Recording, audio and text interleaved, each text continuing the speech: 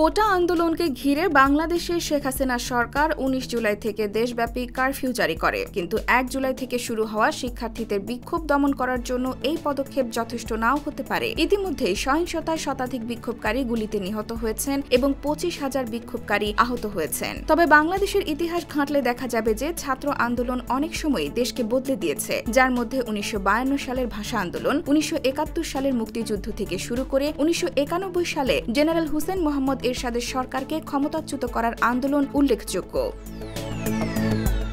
যদিও বর্তমান কোটা বিরোধী ছাত্র আন্দোলন প্রধানমন্ত্রী শেখ হাসিনা সরকারের বিরুদ্ধে শুরু হয়নি, তবে ছাত্ররা এখন এই আন্দোলন নিয়ে একরোখা অবস্থান নিয়েছে। এতে আন্দোলনের রাজনৈতিক পরিণতি কি হতে পারে তা নিয়ে অনেকেই ভাবতে শুরু করেছেন। ছাত্ররা দেশের ১৯৭১ সালের মুক্তিযোদ্ধাদের বংশধরদের জন্য সরকারি চাকরিতে ৩০% কোটা প্রত্যাহার চায়। কোটা মোট জনসংখ্যার প্রেক্ষিতে মুক্তিযোদ্ধাদের ০.১৩% ভাগের সাথে অসামঞ্জস্যপূর্ণ বলে মনে করে ছাত্ররা, যেখানে সরকারি চাকরিতে মোট সংরক্ষণ ছিল ৫৬%।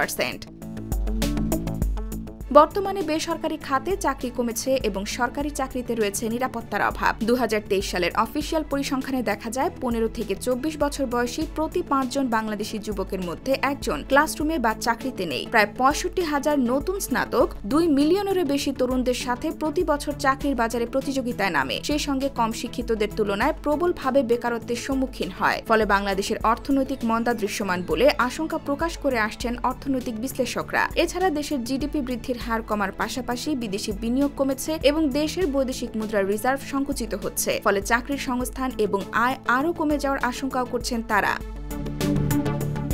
ফলে ক্রমবর্ধমান চাকরির বাজারে কোটা ব্যবস্থা সমালোচিত হতে বাধ্য। আর তাই ঢাকা ও জাহাঙ্গীরনগর বিশ্ববিদ্যালয় থেকে শুরু হওয়া আন্দোলন খুলনা, চট্টগ্রাম, বরিশাল, সিলেট, রাজশাহী ও কুমিল্লার বিশ্ববিদ্যালয় ও কলেজে ছড়িয়ে পড়ে। IBTV USA, new York.